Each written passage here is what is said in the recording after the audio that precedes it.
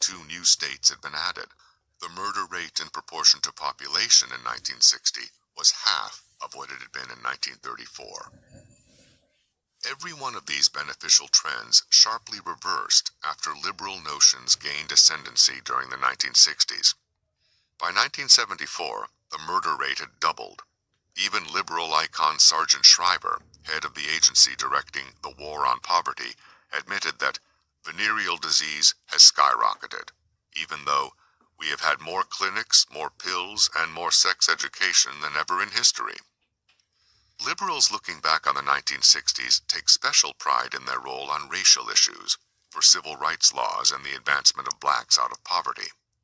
Those riots that threatened to tear the country apart were race riots, and supposedly the liberals saved us all.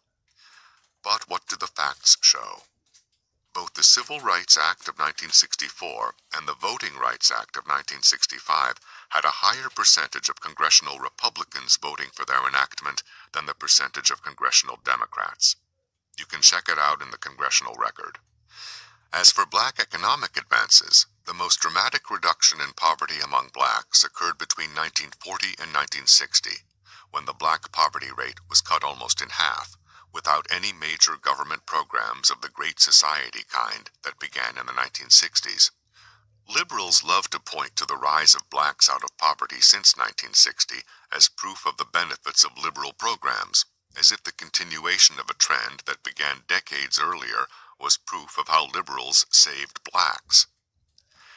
As for saving the country from riots, the facts show the direct opposite. It was precisely when liberals were in power that riots rocked cities across the country.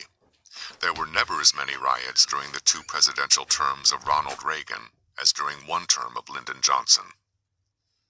Even during the 1960s, riots were far more common and deadly in liberal bastions like New York City than in Chicago, where the original Mayor Daley announced on television that he had given his police orders to shoot to kill if riots broke out.